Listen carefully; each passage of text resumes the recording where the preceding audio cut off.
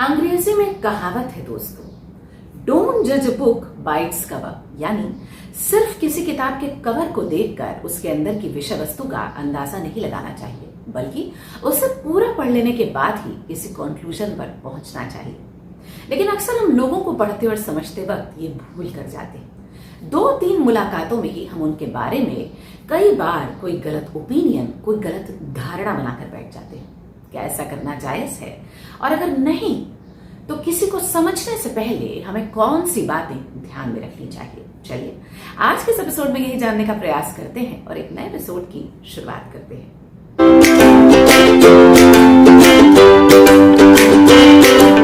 Hello everyone, welcome to another fresh episode of changing lives, जहां मैं आपकी host और आपकी दोस्त वर्तिका हाजिर हूं एक नई उमंग के साथ करवाने खुद से आपकी एक नई मुलाकात। फ्रेंड्स, जो सबसे पहली बात हमें याद रखनी चाहिए वो ये कि सिर्फ इसलिए कि कोई आपसे अलग है, इसका मतलब ये नहीं कि वो गलत है। मसलन किसी से दूसरी या तीसरी मुलाकात में ही आप ये मन बनाकर बैठ जाते हैं, यार ये तो अंधेरे से डर जाता है, ये क्या जिंदगी में चुनौतियों का सामना करेगा। लगता है बात बात पर आंसू बहाना इसकी आदत है, बेहद कमजोर इंसान है, मैं तो बड़ी से बड़ी तकलीफ में भी आंसू नहीं बहाता हूं, सोशल सर्कल के बिना मेरा काम ही नहीं चलता, और इसे देखो लाख कोशिश करो लेकिन इसे ठीक से जवाब देना भी नहीं आता है। इसके जैसे रिजर्व किस्म के लोग ना तो इस दुनिया में अपनी कोई जगह बना पाते हैं, ना ही लोगों के दिलों में अपना कोई मकाम, वगैरह वगैरह वगैरह। यानी आपने सिर्फ अंधेरे और आंसुओं से यह अंदाजा लगा लिया कि वो इंसान बेहद कमजोर और बेहद डरपोक होगा। क्या ऐसा करना सही है दोस्तों? जरा सोच कर देखिए, उससे अगर अंधेरे से डर लगता है तो शायद आपको कॉकरोच या ऊंचाई से लगता हो, या फिर हो सकता है आप किसी अपने को खोने से डरते हो, या फिर किसी के धोखे से डरते हो। डर आपको भी लगता है, बस उसकी शक्ल अलग है। रही बात आंसुओं की, तो वो आंसू जरूर बहाता है, लेकिन आंसुओं में अपनी सारी तकलीफ और सारे गुस्से को बाहर निकाल कर वो रिलैक्स और रिलीफ हो जाता है। और आप आंसू तो नहीं बहाते हैं, लेकिन सारा दिन उस बात को सोच सोच कर खुद को परेशान बनाते हैं। जहां तक बात मिलनसार होने की है, तो बेशक वो आपकी तरह सोशल और मिलनसार नहीं है, जल्दी लोगों से घुल मिल नहीं सकता, लेकिन फिर भी उसकी जिंदगी में दोस्तों की कोई कमी नहीं है। जो 2-4 लोग उसकी जिंदगी में शामिल हैं, जरूरत पड़ने पर वो उनके लिए अपनी जान की बाजी भी लगा सकता है। लेकिन अफसोस की बात यह है कि जब तक आप ये समझ पाए तब तक समय जा चुका होता है और एक अच्छा इंसान आपकी जिंदगी से निकल चुका होता है। तो सवाल ये उठता है कि फिर इस अफसोस के लिए जगह बनाना ही क्यों न किसी को समझने में थोड़ा वक्त लिया जाए और उसे एक मौका दिया जाए। मैं ये नहीं कह रही हूं दोस्तों कि हर किसी को अपना दोस्त बना लीजिए, मैं बस ये कह रही हूं कि कम से कम उनके बारे में कोई गलत ओपिनियन, कोई गलत धारणा बनाने से बचिए। जरूरी नहीं है कि आपसे मिलने वाला हर आदमी आपको पसंद हो, तो ऐसे में उसके बारे में ओपिनियन बनाने से अच्छा है कि उसके साथ एक डिस्टेंस बना लिया जाए। ठीक है, अब चलते हैं दूसरे पॉइंट की तरफ। दूसरा पॉइंट हमें यह सिखाता है कि हमेशा first impression is the last impression नहीं होता है। ऐसा क्यों? ऐसा इसलिए कि जब आप किसी से पहली बार मिलते हैं तो उनके हाव भाव से जाहिर है आप उन्हें समझने, उन्हें पहचानने की, उन्हें जज करने की कोशिश करते हैं, लेकिन आप ये नहीं जानते हैं दोस्तों कि उस वक्त वो कौन सी परिस्थिति से गुजर रहा है। मसलन आप पहली मुलाकात में बड़ी गर्मजोशी और जिंदा दिली के साथ किसी की तरफ दोस्ती का हाथ बढ़ाते हैं, लेकिन बदले में आपको बड़ा रूखा सा, बड़ा रिलक्टेंट सा हेलो सुनने को मिलता है।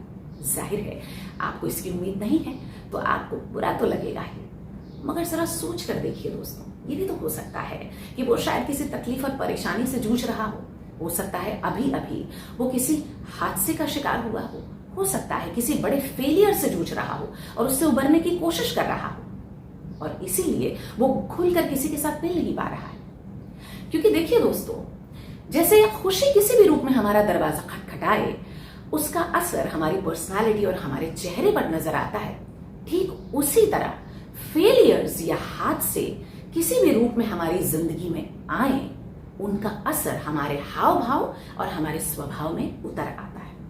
इसीलिए किसी से पहली बार मिलते वक्त अगर आप कंफर्टेबल महसूस नहीं कर रहे हैं तो कुछ वक्त के लिए आप डिस्टेंस मेंटेन कीजिए, ओपिनियन फॉर्म मत कीजिए, ठीक है? क्योंकि हो सकता है 2-4 महीने के बाद जब वो अपनी परेशानियों से उबरने लगे तो आपको उनकी शख्सियत के नए आयाम नजर आने लगे। वो आपको पहले से कहीं ज्यादा खुश मिजाज और जिंदा दिल महसूस होने लगे।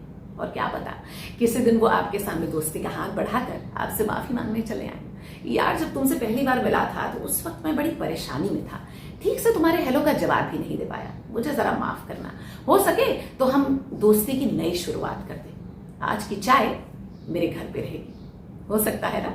इसलिए किसी को थोड़ा सा वक्त दीजिए दोस्तों, ठीक? चलिए अब चलते हैं तीसरे पॉइंट की तरफ, जो हमारे रिश्तों को कारगर बनाने का एक बेहतरीन और खूबसूरत नुस्खा है। और वो नुस्खा क्या है? वो नुस्खा हमें ये सिखाता है कि दूसरों को दुखी करने में और खुद को सुखी करने में बहुत बड़ा अंतर होता है। जिंदगी में बहुत सारे काम हम सिर्फ अपनी खुशी और अपने आनंद के लिए करते हैं, दूसरों को नीचा दिखाने या उन्हें इग्नोर करने के लिए नहीं।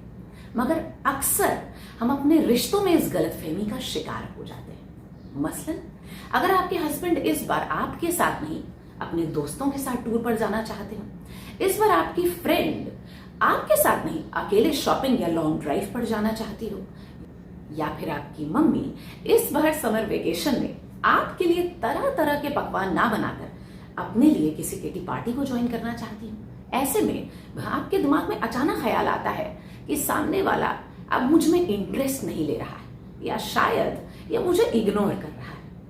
एक मिनट दोस्तों, जरा उनकी नजर से सोच कर देखिए, ये भी तो हो सकता है कि लोगों को अटेंड करने में, उनकी खुशियों का ख्याल रखने में उन्होंने अपनी जिंदगी के इतने साल निकाल दिए और अब उन्हें अपने लिए कुछ नया करने की जरूरत महसूस होती हो। शायद उन्हें यह लगता हो कि अब उन्हें अपनी जिंदगी को एक नया आयाम देना चाहिए और ऐसा करने के लिए वो अपनी लाइफ को नए तरीके से एक्सप्लोर करना चाहते हैं, चाहे किसी नए दोस्त के रूप में, चाहे किसी पुराने पैशन के रूप में, हो सकता है ना?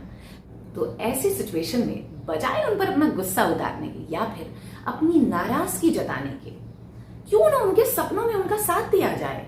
अगर आपके हस्बैंड अपने दोस्तों के साथ टूर पर जाना चाहते हैं तो उनके लिए हॉलिडे डेस्टिनेशन की तलाश शुरू कर दीजिए। अगर आपकी मम्मी किटी पार्टी ज्वाइन करना चाहती हैं तो उनके साथ अपना ब्यूटी सीक्रेट शेयर कीजिए। अगर आपकी दोस्त अकेले लॉन्ग ड्राइव पर जाना चाहती है तो सुबह सुबह उसे व्हाट्सएप पर एक छोटा सा स्माइली भेज दीजिए। फिर देखिए कमाल, जब आप दूसरों के सपनों में उनका साथ देना शुरू कर देते हैं तो आप अपने रिश्तों को बेहतर बनाने की कला सीख जाते हैं दोस्तों। इसीलिए उनके साथ खड़े होकर कदम से कदम मिलाकर उनकी खुशियों में शामिल होना सीखिए। फिर देखिए आपके रिश्तों में कैसे नए रंग भर जाते हैं। और हाँ, एक बात हमेशा याद रखिए दोस्तों, हम में से कोई भी परफेक्ट नहीं होता है, इसलिए अगर आपको किसी के अंदर कोई इम्परफेक्शन नजर आ भी रही है तो उसका एक छोटा सा सॉल्यूशन है, बहुत आसान सा उपाय है, और वो ये कि जो अच्छी चीजें हैं उन्हें ग्रहण कर लीजिए और जो आपको अच्छी नहीं लगती उन्हें छोड़ दीजिए। और याद रखिए कि अगर बहुत सारी चीजों में वो आपके जैसे नहीं है तो बहुत सारी चीजों में आप भी तो उनके जैसे नहीं हो सकते, है ना?